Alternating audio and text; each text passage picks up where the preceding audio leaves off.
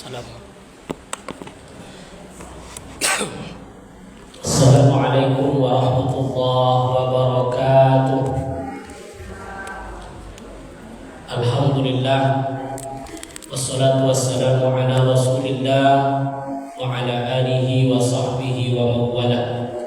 Wa la hawla wa la quwwata illa billah. Rabbi shrah li sadri wa yassir li amri wahlul 'uqdatam min lisani yafqahu qawli. Qala Allah Ta'ala fil Qur'anil Karim, Bismillahirrahmanirrahim. Qul a'udzu birabbil falaq min syarri ma khalaq wa min syarri ghasiqin idza waqab wa min syarri naffatsati fil 'uqad wa min syarri hasidin idza hasad. Shadaqallahul azim. Ibunda semua yang saya muliakan, pada sore yang berbahagia ini kita bersyukur kepada Allah Subhanahu wa taala. Alhamdulillahirabbil alamin, kita bisa hadir di rumah Allah ini karena tempat yang paling mulia adalah rumah Allah Subhanahu wa taala. Selagi kita berniat ibadah, duduk pun tanpa melakukan apapun, kita mendapat pahala di sisi Allah yang disebut dengan i'tikaf. Tapi niat dulu. Nah, jadi kuncinya lagi-lagi niat. Bersolawat kita kepada Rasulullah sallallahu alaihi wasallam. Allahumma shalli ala sayyidina Muhammad wa ala ali sayyidina Muhammad. Mudah-mudahan di yaumil mahsyar kelak kita mendapat syafaat dari beliau. Amin ya rabbal alamin. Ibunda semua yang berbahagia, kajian kita sore ini di awal tahun. Ya, di awal tahun ini mudah-mudahan lebih baik. Ya, dan kita mendapatkan nanti pemimpin yang baik. Amin ya rabbal alamin. Soal mendukung belakangan, tapi mudah-mudahan Allah berikan negeri kita ini pemimpin yang betul-betul membawa kebaikan, terutama untuk agama kita. Baik bunda semua, sudah banyak rupanya saya cek tadi kajian fikih kita. Rupanya itu kalau di sekolah kan ini udah kelas berapa tuh kalau pesantren itu? Ya, mulai dari taharah. Nah, taharah semuanya sudah beres. Apa taharah itu Ustaz? Soal wudu, mandi wajib, soal najis, cara membersihkan najis, cara-cara menyamak, cara-cara membersihkan hadas kecil, membersihkan hadas besar. Rupanya sudah selesai kita kaji. Naik di atas itu kita baru masuk kemarin masalah bab sholat. Dimulai dengan syarat-syarat sholat. Setelah syarat-syarat selesai, masuk kita tentang rukun-rukun sholat. Setelah rukun-rukun sholat selesai, barulah kita masuk kepada sunnah-sunnah dalam sholat. Contoh, baca surat, itu kan sunnah. Berarti kalau kita sholat gak baca surat, sah gak sholatnya? Sah. Ya, bisa jadi ibu sholat sunat. Sholat sunat qabliyah. Sholat sunat qabliyah, kita lihat detiknya sedikit lagi, pas untuk 2 rakaat tanpa ayat. Maka ketika itu cukup baca Al-Fatihah. Karena ayat dari sunat. Nah, dapat di sana nanti poinnya. Nah, itu masalah sholat sunat. Di atas dari itu, setelah kita mengkaji sunnah-sunnah dalam sholat, barulah kita masuk kepada hal-hal yang membatalkan sholat. Hal-hal yang membatalkan sholat. Jadi sholat selesai semua. Setelah perkara hal-hal yang menyangkut sholat kita kaji, baru kita masuk kemarin tentang pembagian sholat. Tentu yang pertama sholat fardu, zuhur, asar, maghrib, isya, subuh, beres. Selanjutnya masuk kepada sholat sunnah. Sholat sunnah, ya kalau kita biasanya sholat sunat aja kan, lebih ini bahasanya. Padahal sholat sunnah, marbutoh. Tapi kalau orang Jawa buat nama umum dia pakai tamar putonya dibunyikan. Tengoklah, saya sering ketemu dengan orang Jawa, itu tamar putonya tuh dihidupkan. Qamariyatun contoh. Iya kan? Lebih dihidupkan. Begitu juga sunnah. Sebetulnya sholat sunnah, tapi kita buat sholat sunat. Sholat sunat dulu. Padahal penyebutannya sunnah. Jadi sholat sunnah itu kemarin terbagi dua. Ada yang jamaah, ada yang tidak berjamaah. Ada yang berjamaah, ada yang tidak berjamaah. Ayo, contoh salah satu yang tidak berjamaah apa kemarin? Qabliyah, ba'diyah, duha, witir. Ada sholat sunnah yang mesti berjamaah. Idul Adha, Idul Fitri, Istisqa, sholat gerhana, taraweh. Itu semuanya itu berjamaah.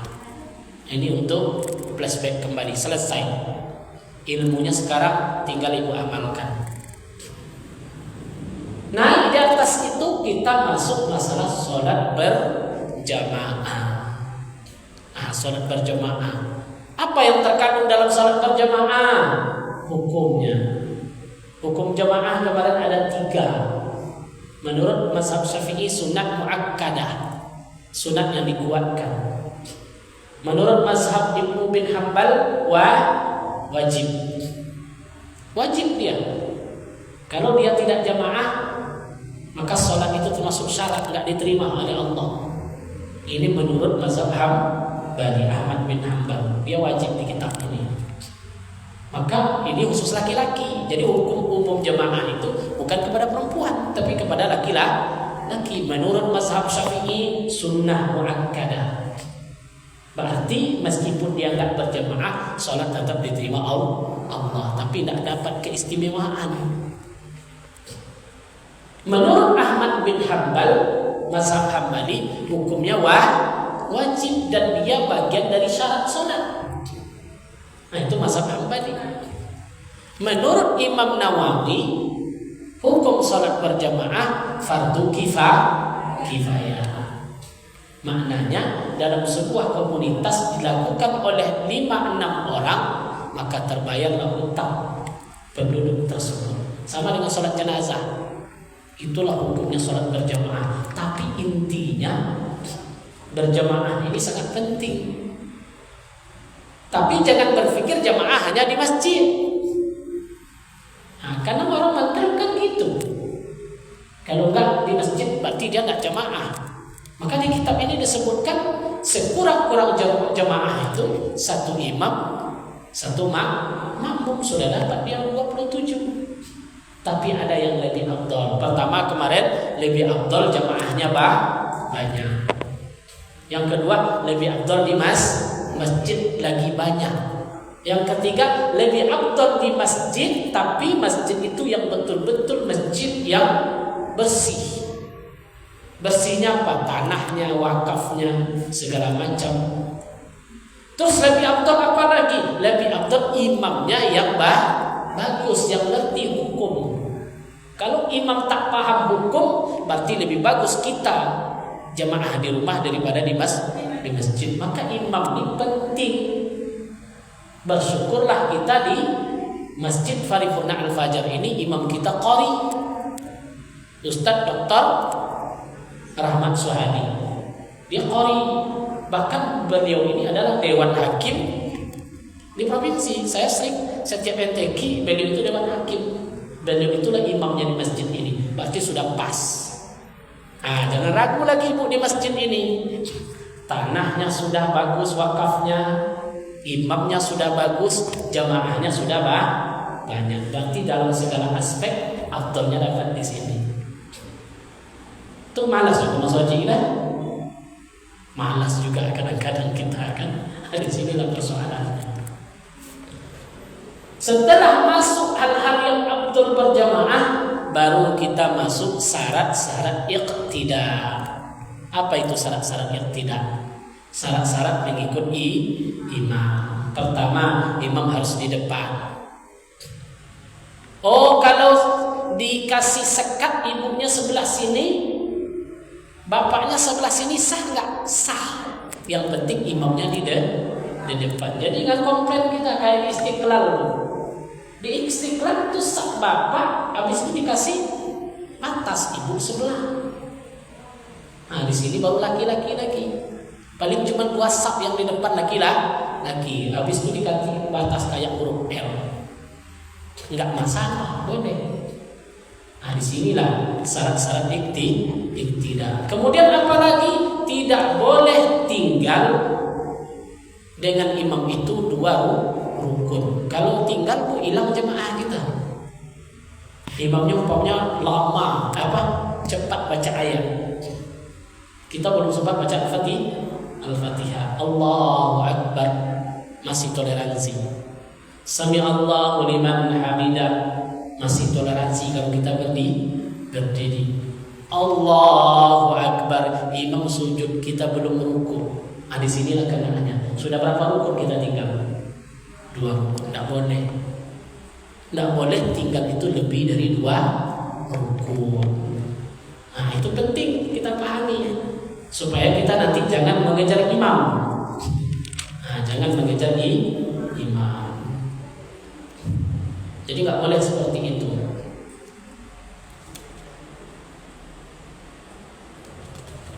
Kemudian yang paling afdal kemarin juga mendapatkan takbiratul ihram. Selanjutnya apalagi yang kita kaji? Tidak sah jamaah seseorang apabila yang pertama, walau alima anna imam yaqtisuru 'alal Fatihah, apabila yakin imam mencukupkan hanya membaca Al-Fatihah saja. Kapan baca ayatnya kita? Ya enggak? Jadi imam mesti baca ayat. Tidak bisa Al-Fatihah meskipun ayat itu sunnah. Sebab dalam sholat ibu baca Al-Fatihah kapan? Ketika imam baca ayat. Makanya kalau ibu tahu imam tadi hanya baca Al-Fatihah, maka ketika itu lepaslah syarat iqtidah. Karena tak mungkin beriringan Fatihah makmum dengan imam. Dia harus di belakang makmum. Wala yasahu qudwa mimman taqaddamat la salatihi. Tidak sah bermakmum kepada orang diyakini sholatnya sudah batal. Apa contoh sholatnya sudah batal? Berapa buah yang membatalkan sholat kemarin Bu? Lupa Ustaz. Nggak paham saya itu Ibu, lupa. Iya. Lupa ingat ya. Kalau yang zahir keluar salah satu dari 2 jalan, bunyi kentut imam, mungkin tidak diikuti lagi, berarti jelas batalnya, yang tidak sah. Maka ketika itu boleh kita memisahkan diri. Atau yang kedua, imam mengeluarkan kata-kata ajnabi lebih 2 huruf. Nah, kata-kata ajnabi tidak boleh lebih dari 2 huruf. Maka di dulu kaji kita, kalau batuk sholat tidak batal. Kalau batuk-batuk batal sholat. Bedakan sajalah. Kalau batuk itu batal sholat. Tapi kalau batuk-batuk sholat batal. Contoh imam lamo, salaman lama imam itu dah suruh ruku. Apa kata bapak yang belakang? Batuk atau tidak tuh? Dibuat-buat. Terpancing satu, menular dia. Terpancing. Jadi semua yang batuk-batuk tadi sholatnya batal. Karena dia bukan batuk, tapi batu dibuat-buat batunya. Maka ketika itu sholat tidak sah. Nah itu, maka seperti itu imam tidak sah ketika itu menjadi imam lagi karena sholatnya sudah batal. Wala qudwa bimaqta'atin wal ihtimalin wa in bana imaman. Tidak sah makmum kepada orang yang menjadi makmum sekalipun ada menjadi makmum yang sekalipun jelas melakukan sebagai imam. Ikut kepada makmum tidak boleh. Ya, dan jelas dia makmum kita ikut pula tidak sah. kecuali dia sudah terlepas dari imam. Jadi imam itu satu. Maka di sini sebetulnya Bu, tidak boleh dalam satu tempat dua jamaah. Paham Ibu tuh? Kalau pula jamaah di sini. Di sini ada pula jamaah satu. Nah, di situ tidak boleh kita. Mesti satu jamaah kepada imam. Kemudian tidak sah wala qudwatan qari'un bi ummiyin. Nah, ini masalah ini. Tidak sah salat orang yang qari berimam kepada orang yang ummi, yang bukan qari. Jadi hati-hati menawarkan imam kepada orang lain. Maka ada istilah di masjid itu namanya imam ratib. Imam ratib ini mentang-mentang ada tamu nanti silahkan jadi imam. Jadi imam loh. Bismillahirrahmanirrahim, tidak jelas. Tajwidnya tak kemana-mana. Maka yang qari tadi tidak sah solatnya mengikuti kepada yang ummi. Kadang ini yang sepele kita dalam imam nih kan. Cobalah kalau di kampung-kampung tuh siapa yang tua, nah itulah imamnya. Bahkan miris kita ada kasus kemarin di berita, mungkin ibu nak tengok juga ya, bertinju berebut jadi imam. La ilaha illallah. Ya, ada di TV Bu, berebut jadi imam, akhirnya jadi jemaah, bertinju jadinya. Dan ini pernah saya hadapi juga dulu. Ya, berkelahi jemaah itu gara-gara imam. Banyak kasus. Maka syarat-syarat imam kan jelas tadi itu, qari dia. Betul-betul bisa baca Quran, bukan berkeluarga. Nah, kan ada pula istilah kita tuh. Nah, ini belum kawin nih, ini udah kawin. Sementara yang belum kawin ini lebih qari daripada yang sudah nikah tadi. Yang dulu yang di mana kan? Yang qari, bukan yang udah nikah. Soal imam bukan tua muda. Soal imam ini ngerti gak dia dengan bacaan Quran, tajwidnya, makhrajnya, tahsinnya, semuanya. Nah, ini yang penting. Maka bermasalah di sana. Jadi tidak sah solat seorang qari kepada seorang ummi. Nah, begitu seterusnya. Ini usul-usul hal-hal yang menyebabkan batalnya jemaah. Paham, Ibu? Baik, terakhir. Wa uzrul jamaah. Uzur-uzur dalam berjamaah. Apa yang menyebabkan kita ringan untuk tidak sholat berjamaah? Nah, ini ada beberapa macam. Yang pertama,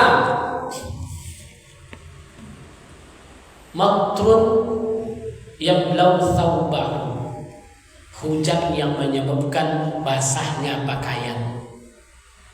Berarti hujan termasuk uzur jamaah. Cuma dialas di sini oleh ulama. Hujan yang seperti apa? Hujan yang thawbahu, yang membuat basah bajunya. Kalau hujan sekarang basah tak baju kita? Kalau hujan dulu tidak ada payung. Iya tak? Kalau hujan sekarang ada payung. Maka dibuat alas oleh. Berarti kalau tidak basah bajunya belum termasuk uzur. Kecuali ibu nak punya payung. Kau jangankan payung mobil ada. Kalau ada acara di mall sehujan apapun, iya, jujur aja. Tapi kalau ada azan subuh, hujan lobeh, nggak usahlah ke masjid, mah hujan hari ini. Hujan. Maka dibuat di sini tadi. Unsur tadi disebut. Apa unsur yang pertama? Matrun yamilu thawbah. Sama kita. Saya juga penyakitnya seperti itu. Kalau udah hujan tuh malas. Tapi saya tidak bukan berjemaahnya di rumah jemaah. Ya, istri dan anak. Ikut jamaah ke masjid pun enggak. Jamaah di rumah, suami sholat di ujung sana di barat, istri sholat di ujung timur. La ilaha illallah. Nah, istri di kamar gitu ibu. Gitu ya. Istri sholat di kamar, suami sholat di dapur. Aduh. La ilaha illallah. Saling nanya ketika itu kan. Padahal jamaah enggak terhalang sebetulnya. Masih bisa kita berjamaah. Kenapa? Lianna khabar, ada hadis Rasulullah sallallahu alaihi wasallam amara bis salati fir rijal yawma matarib lam yaqula asfalan ni'an. Hadis Nabi ini. Ya, apa hadis Nabi? Supaya seorang laki-laki salatlah dia di tempatnya masing-masing pada hari hujan yang belum sampai membasahkan bagian bawah sepatunya. Nah, ini hadisnya ada di hadis Nabi tadi. Nanti kalau udah basah sepatu, hujan itu kencang atau enggak? Kencang banget, tinggi hujan tadi. Nah, begitu. Jadi enggak kalau untuk sekarang nampaknya helah ini tidak bisa dipakai. Ya. Bi khilafi ma lam yalluhu, lain halnya hujan yang tidak membasahkan pakaian. Ya. Seperti suqufit tariq, seperti tetesan air di atas atap rumah atau di tepi jalan. Nah, atau hujan gerimis. Maka ini tidak ada uzur baginya untuk sholat berjamaah. Kemudian apalagi yang menghalang seseorang untuk uzur pergi sholat berjamaah. Dan itu termasuk Jumat. Jadi ini juga termasuk Jumat. Jadi bagus ibu-ibu yang mendengar lagi daripada bapak-bapak. Kalau bapak-bapak yang mendengar nanti asal hujan tak mau dia Jumat. Jadi bagus ibu-ibu lagi ya. Ini termasuk uzur jamaah di sini, termasuk uzur Jumat. Hujan yang sangat kuat, maka boleh dia sholat zuhur di rumah. Tapi dengan syarat tantangan tadi, membasahi baju dan pakaiannya. Wasani, yang kedua, wa wahyu lam ya'man ma'ahu talawuth bil masyi awiz zalqi.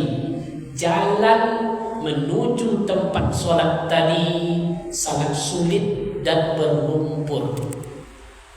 Kan ini biasa di kampung-kampung atau kita di ladang.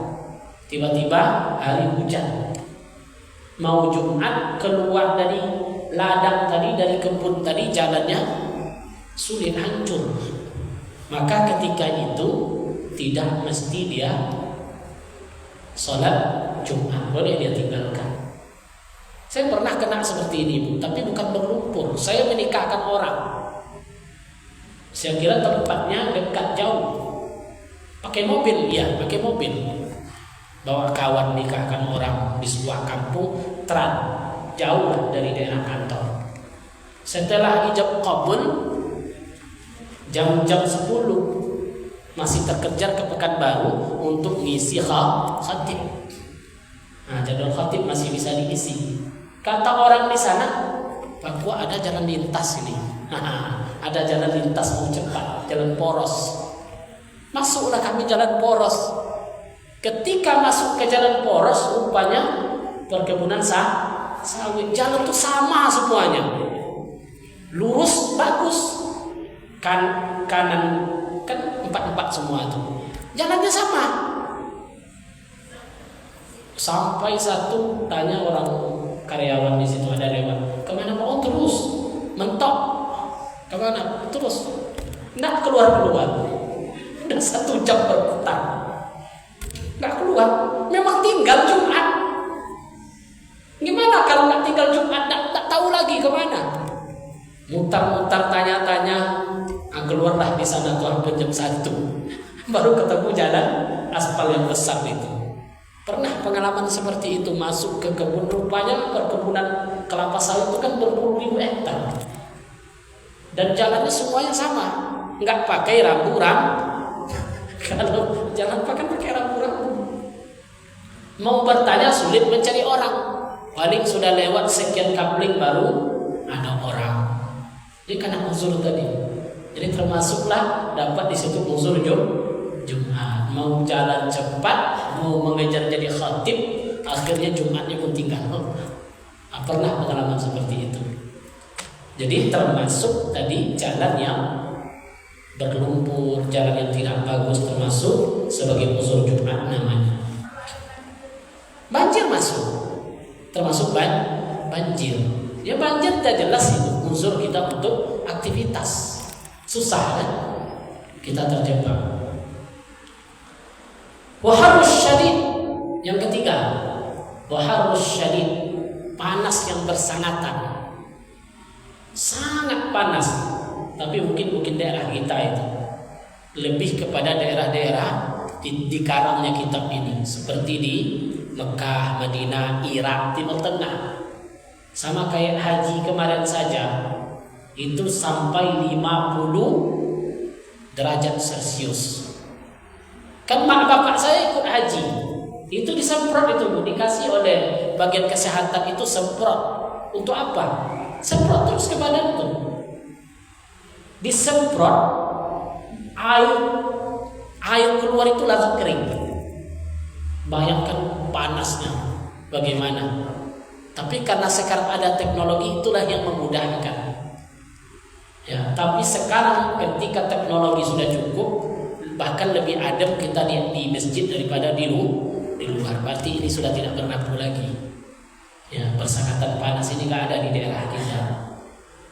Yang kedua, wabardun syadid. Tadi harun syadid, panas.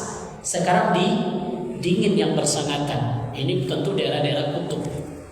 Maka orang itu dapat rukhsah untuk tidak sholat Jumat. Dapat rukhsah dia untuk tidak berjamaah. Terus waktu yang kelima, wazalmatun syadid billail, gelap yang sangat kuat di malam hari. Ibu mau sholat subuh, orang mau qomat, mati lampu, gelap dah, akan tak bisa lagi pergi kemana-mana. Tapi udah ada Honda sekarang, kan ada lagi sekarang, karena sudah hilang oleh teknologi. Sudah ada sepeda motor, ada mobil, ada ini segala macam. Andai gelap itu termasuk uzur untuk tidak sholat Jumat atau berjamaah. Terus apa lagi?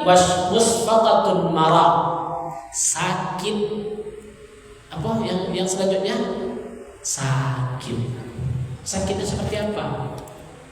Musyaqqah. Sakit yang tidak lagi sanggup untuk berjalan. Kok baru demam? Kok kadang ke masjid Pak demam? Pas sudah maghrib itu merokok di kedai itu demam. Karena ada demam. Ke masjid tidak kuat, duduk di kedai masih kuat, tidak bisa alasan. Karena disebut musyaqqatun marad. Pusing masuklah. Ini kan tidak penghalang, demam itu kan biasa. Ini tidak bapak tuh jangan kan demam tak demam, mau dia jemaah kan susah juga kalau penghalangnya seperti itu. Itu masalah hati itu. Terus apa lagi sebagai rukhsah? Wa mudafa'atun hadas. Ini masuk juga dalam keadaan menahan hadas. Pas orang mau qomat tuh sakit perut ibu tadi. Nah, itu uzur tuh. Jangan dipaksakan. Tak mungkin terkejar lagi. Maka ketika itu kita dapat rukhsah. Dapat pahalanya, dapat. Karena kita sudah niat.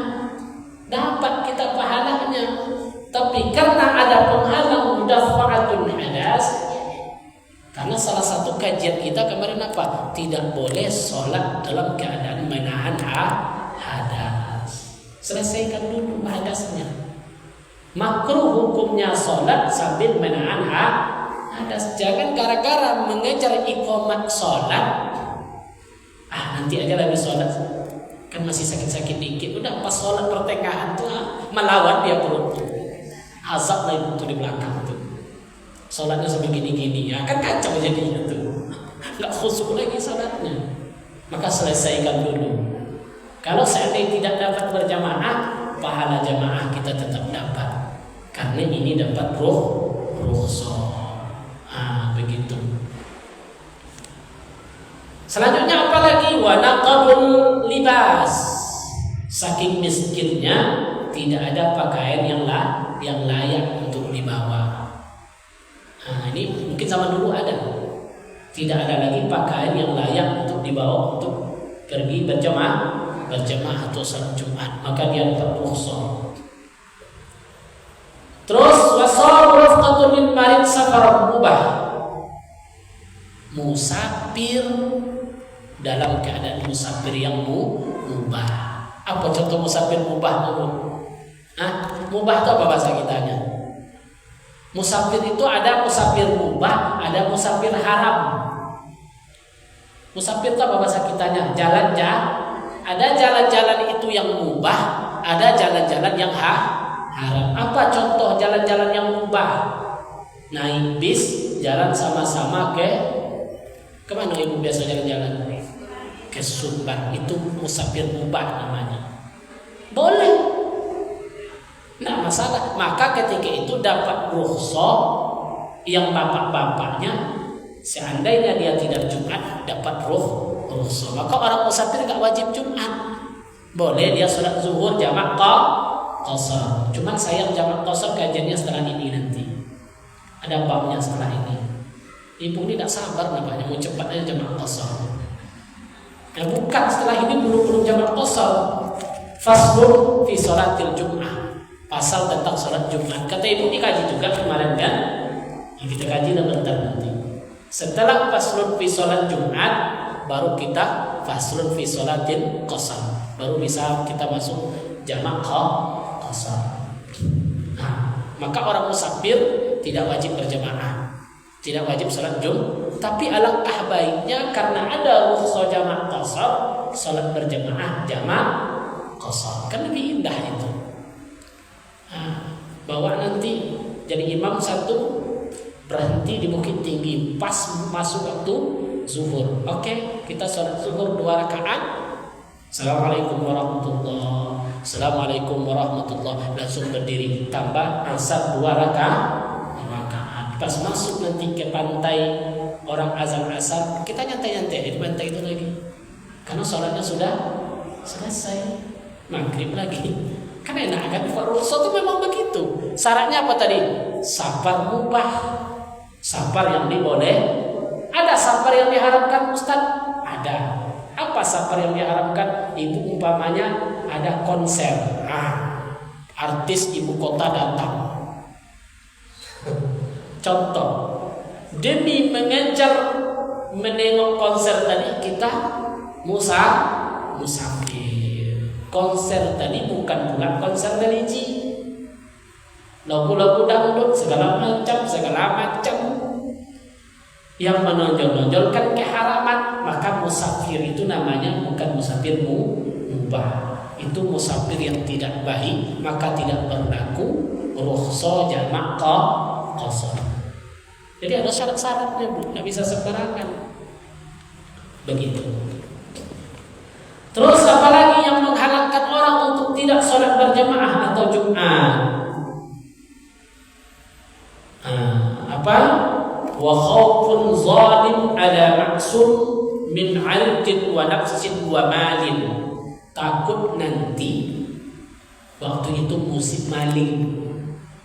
Jadi takut kemalingan. Asal rumah itu tinggal habis. Pasti ada sesuatu penghalang. Musim ini konflik, perang, segala macam. Maka di Gaza itu nggak wajib Jumat. Saya tonton Al Jazeera. Tengok kita tonton Al Jazeera pas hari Jumat itu banyak yang tidak Jumat.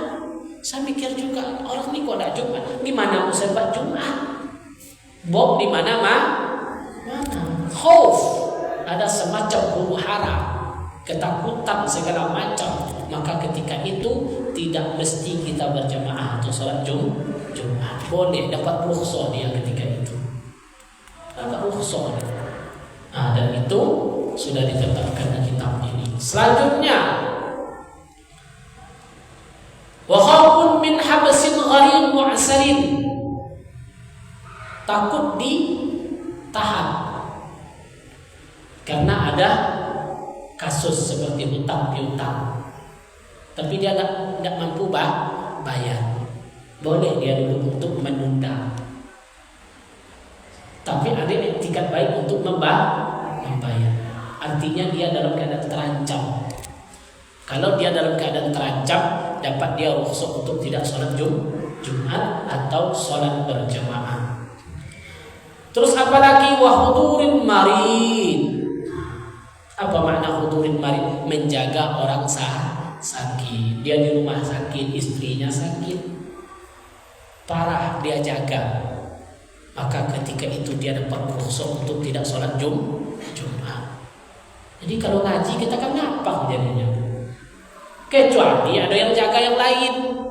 Ini jangan pula nanti bilang sama abangnya menjaga orang sakit, yang jaga mertua ibu itu pamannya suami ibu dengan ibu. Contoh, mertua ibu sakit, yang jaganya ibu sama suami. Aku waktu ibu nggak usah lah, aku pergi Jumat, kenapa? Jaga orang sakit wajib Jumat. Ambo berdosa bu, salah kaji bu tuh. Tadi khutur itu maknanya satu, tidak ada kawan berganti. Dia sendiri yang jaga. Dia sendiri yang jaga ibu dia, nggak ada orang lain.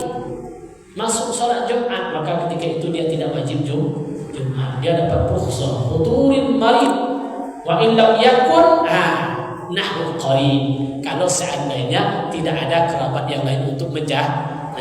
Kan ada juga di sini kalimatnya, Bu. Jadi ibu hati-hati dengarkan pesan ini jelas-jelas, kajian. Illam takun qarib minhu, kalau tidak ada lagi kerabat yang lain untuk menjaganya, maka boleh. Wa ghalbatun nu'as wa syadidul ju' wal 'atash, ngantuk yang sangat kuat. Lupa dapat uzur juga, Bu. Ngantuk yang sangat kuat. Kenapa ngantuk sangat kuat? Contoh seorang dokter nggak tidur merawat pasien, sangat ngantuk dia. Pas Jumat itu sangat mengantuk, maka ketika itu dia dapat rukhsah. Awal Jumat itu sangat dalam keadaan lapar, haus dan segala macam, maka dapat rukhsah. Wasyadidul ju' wa imyun, ini yang terakhir. Wa amyun haitsu lam yajid qaidan bi ajrihi, orang yang tunanetra yang tidak ada pembimbing untuk berjamaah berjalan tadi. Tunanetra, orang buta, dia dapat rukhsah itu. Ya, dapat rukhsah kalau tidak ada orang yang diikutinya untuk sholat berjamaah atau sholat Jumat. Tapi kalau ada, maka ketika itu wajib. Oke. Inilah kaji-kaji kita selesai.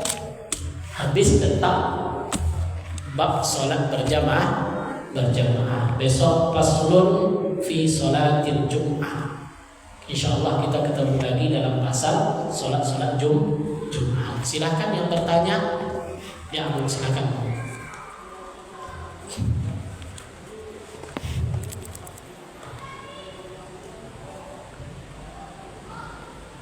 Kalau kita makmum batuk-batuk, berarti itu mengganggu, maka masuklah dia kepada rukhsah tadi. Karena batuk yang tidak berhenti ya, menyebabkan nanti gangguan segala macam. Ada diambil celah dari uzur-uzur tadi, sakit ya, berarti itu termasuk sakit. Maka boleh untuk tidak berjamaah, tapi jangan pahamkan untuk tidak berjamaah di rumah ada nggak imamnya. Itu lagi boleh dia berjamaah kepada di rumah dengan imamnya dan segala macamnya.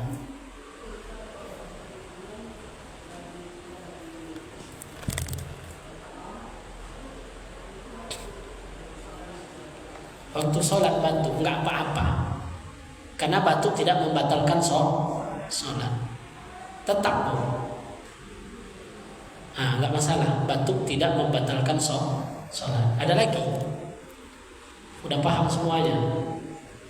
Udah ya? Ya, mudah-mudahan ini ada tadi dari pengurus. Kita doakan yang pertama Ibunda Samsiani binti Sunario. Yang mana Ibu Samsiani? Ini habis operasi ya. Terus yang Nabilah binti Ridwan habis operasi juga. Rina Puji Rahayu binti Sokimin melahirkan. Penny Hayati binti Haji Hasan operasi mata ya. Oh ya, mudah-mudahan ini kita doakan kepada Allah, mudah-mudahan Allah angkat ya semua yang dihajatkan, yang diharapkan disembuhkan cepat oleh Allah Subhanahu wa taala. A'udzubillahi minasyaitonirrajim. Bismillahirrahmanirrahim. Ala hazihi niyah wa ala kulli niyatin salihah. Thumma ila hadratin Nabi Mustafa Muhammad sallallahu alaihi wasallam wa khususan li hazihi niyah. Al-Fatihah. A'udzubillahi minasyaitonirrajim. Bismillahirrahmanirrahim. Shiratal ladzina an'amta 'alaihim ghairil maghdubi 'alaihim waladdallin. Na'udzu billahi minasyaitonir rajim. Bismillahirrahmanirrahim. Alhamdulillahi rabbil alamin wal 'aqibatu lil muttaqin wa la 'udwana illa 'alaz zalimin. Allahumma taqabbal minna du'a'ana ya Allah. Innaka antas samiul 'alim wa tub 'alaina ya Allah innaka antat tawwabur rahim. Allahumma inna nas'aluka salamatan fid din wa 'afiyatan fil jasad wa ziyadatan fil 'ilm wa barakatan fil rizq wa taubatan qabla al-maut wa rahmatan 'inda al-maut wa maghfiratan ba'da al-maut ya Allah ya rabbal alamin. Allahumma tubna fit taysir fa inna at-taysir 'alayka yasir. 'Alayka yasir 'alayka yasir ya ni'mal maula wa ni'man nasir. Nas'aluka al-yusra wal mu'afata fid dunya wal akhirah innaka 'ala kulli syai'in qadir. Allahumma inna na'udzubika minal hammi wal hazan wa na'udzubika ya Allah minal ajzi wal kasal wa na'udzubika ya Allah minal jubni wal bukhl wa na'udzubika ya Allah min ghalabatid daini wa qahrir rijal. Rabbana fir lana dzunubana wa liwalidina warhamhuma kama rabbaghna shighara. Rabbana atina fid dunya hasanah wa fil akhirati hasanah wa qina azaban nar. Subhana rabbika rabbil izzati amma yasifun wa salamun alal mursalin walhamdulillahi rabbil alamin. Allahumma salli ala sayyidina Muhammadin tibbil qulubi wa dawaiha wa abdani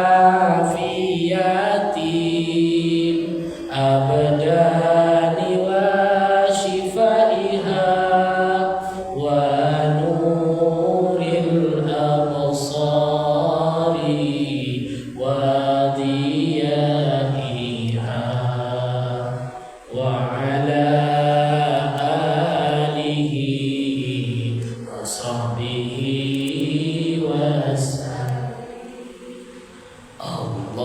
Allahumma salli ala sayyidina Muhammadin tibbil qulubi wa